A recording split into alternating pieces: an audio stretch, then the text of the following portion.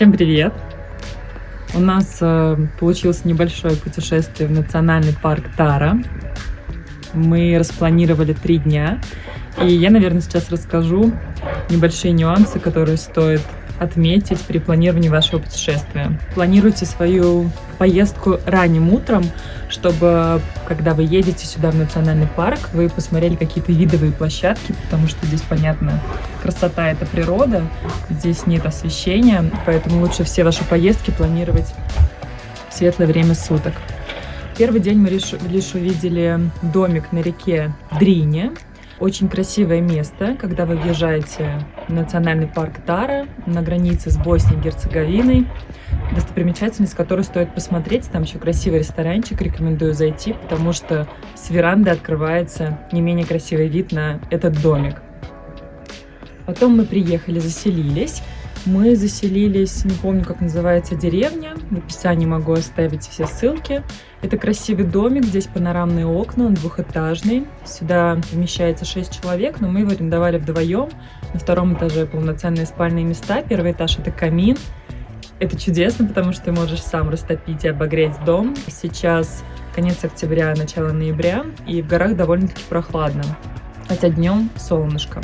На веранде можно посидеть, попить чай, кофе. У нас свое место с дровами, поэтому тоже одна из ошибок. Мы очень долго искали уголь. Ну, конечно, он необходим для шашлыка, да, если вы будете барбекю какое-то готовить. Но в целом можно из них сделать угли и потом приготовить на них шашлык. В Сербии очень проблема с углем. Мы нашли здесь в каком-то местном магазинчике, где продавались что-то типа для садоводства. У домика на фотографиях на Airbnb был красивый вид. К сожалению, он далеко. Вот если присмотреться, то там видно очертания гор. Нужно пройти вот через этот овражек, и там действительно открывается красивая панорама. Мы вам ее покажем. Особенно классный тот дом. Я тоже могу геолокацию скинуть. Этот дом находится на обрыве, у него панорамные окна, и сразу вид выходит на озеро Заувини, по-моему, называется. Если ошибаюсь, потом напишу по-другому. И там красивые, конечно же, горные хребты. Второй день, то есть весь день вчера, мы потратили на Шарганскую осьмицу. Это Шарганская восьмерка. Очень известный, популярный поезд в Сербии. Он узкоколейный. Маршрут идет в горы по горному хребту в виде восьмерки. Собственно говоря, поэтому он так и называется. Через Шарганский перевал, что ли. Таким образом, наверное. Это очень милый, пряничный поезд. Милые вагончики.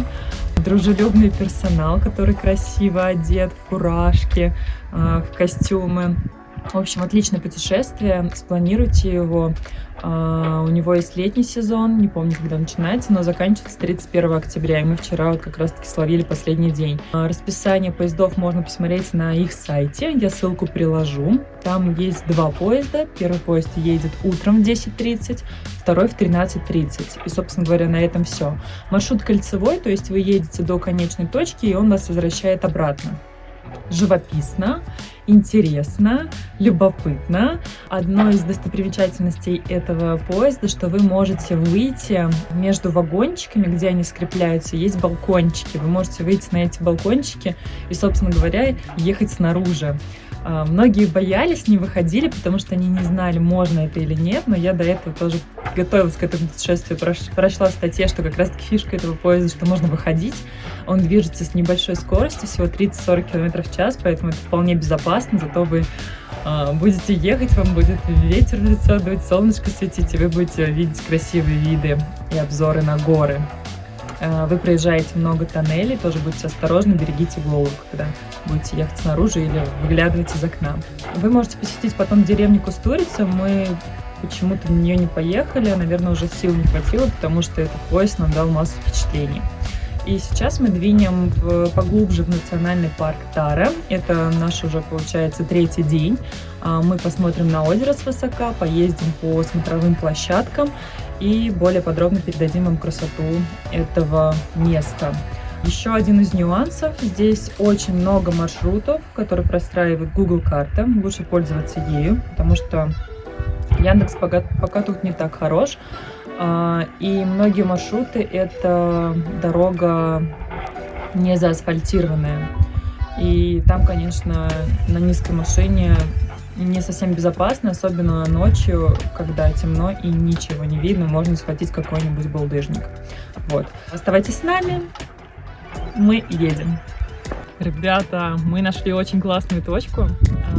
Она есть в Google картах, но, правда, не очень точно отмечена. Я потом скину координаты более точные. Сюда можно подъехать на машине. Здесь грунтовая дорога. И это, собственно говоря, конец дороги. Тут а-ля смотровая площадка. Мы сначала гуляли по низу, но потом залезли по камешкам вверх. И тут открывается вот такой вид. Сюда можно с термосом, с пледиками и наслаждаться этой красотой. В общем, ребят, мы пришли к самому озеру, спустились. Здесь, конечно, очень красивый вид. Одно но. Мы спускались сверху, и это выглядит вот так. То есть там никакой тропинки, ничего нету.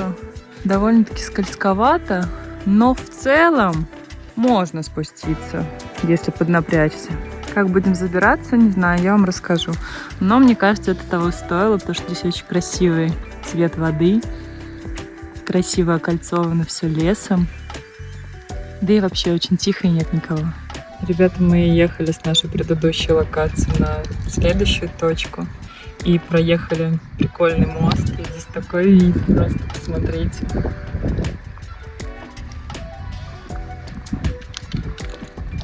Красиво, тихо. А на той стороне нам советовали ресторан. Мы просто пока не голодны. Там вот дальше горы, небольшие деревушки в горах. И вот там ресторан Джарское озеро, по-моему, так называется. Оттуда вид красивый. Ребята, и буквально, не знаю, в 2 минутах езды от того моста, на котором мы сейчас были, есть еще небольшой мостик, по которому вы проедете. И дальше, с одной стороны озеро, а с другой стороны очень классная точка. Она называется Брайна Заавина, что ли, или Брайна Лазича. Мне тяжко по-сербски. Но здесь, конечно, красота. Здесь прям маленькая Швейцария. Рекомендацион.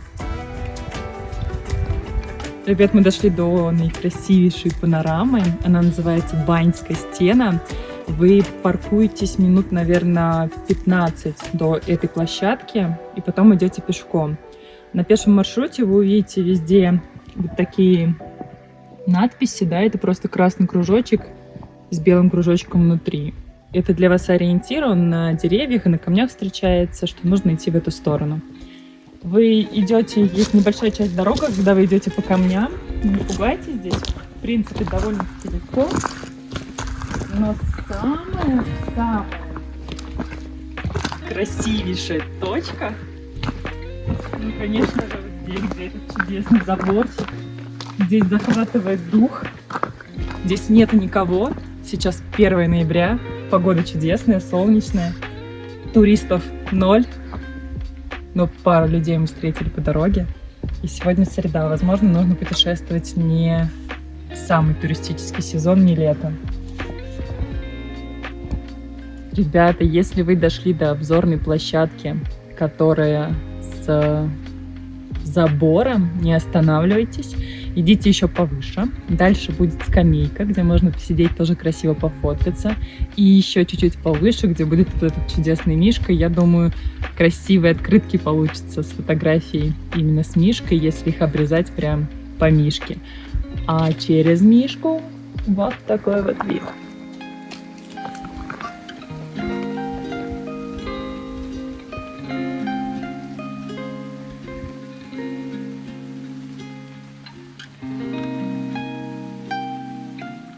Ребят, ну и чуть дальше Медведя. Вы тоже проходите вверх и увидите смотровую площадку вот с такой штукой, которая бесплатна. И можно разглядеть овец на той стороне.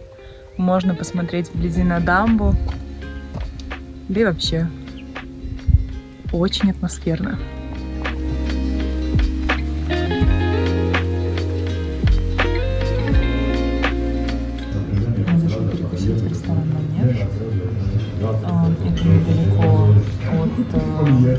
албанские стены, где мы были на смотровой площадке. Здесь прикольные порции, довольно вкусно.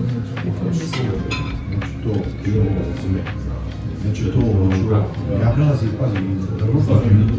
И тут еще одна локация с потрясающим видом. Посмотрите, там река Дрина течет. На той стороне уже Босния. Все, что вы видите, горы, леса, это же Босния и Герцеговина.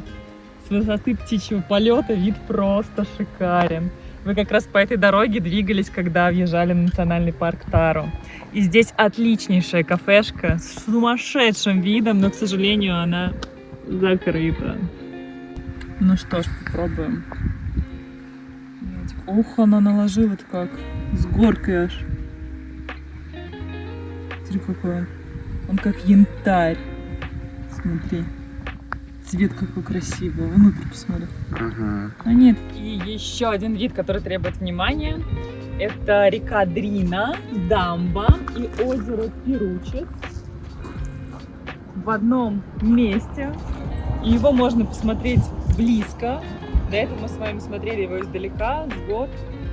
Сейчас мы уже приближаемся, когда снижаемся по дороге вниз.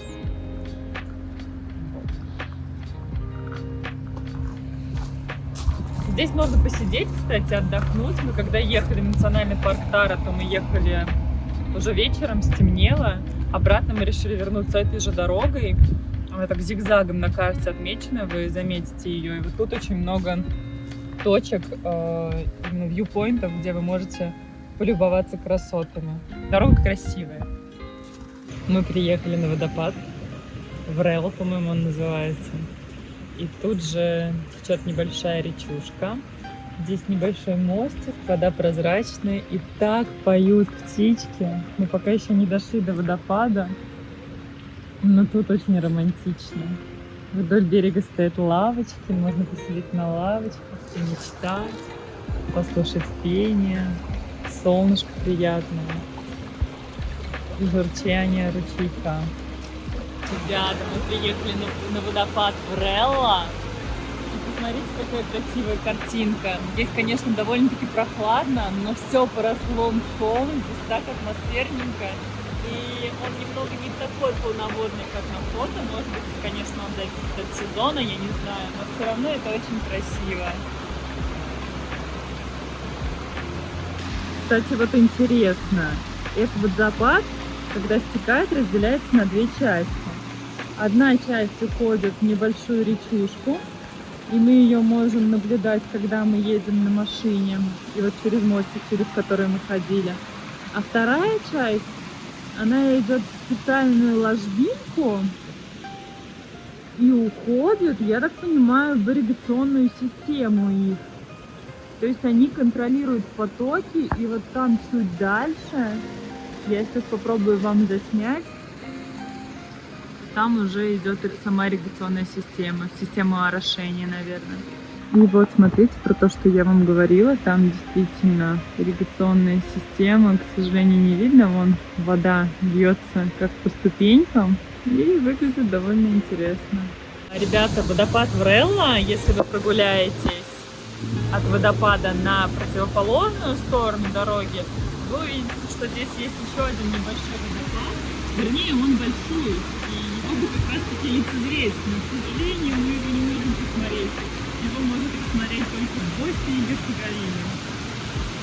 Интересный факт про эту речку. Она признана действительно самой маленькой рекой, не буду врать, мне кажется, в Европе. И здесь гласит легенда,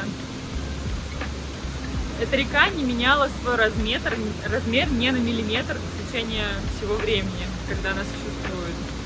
Сюда приходят молодожены, чтобы загадать желание, помолиться. И таким образом их любовь будет неизменной всю жизнь, так же, как и река не меняет свою длину. Вот такое есть поверье. Мы пошли молиться.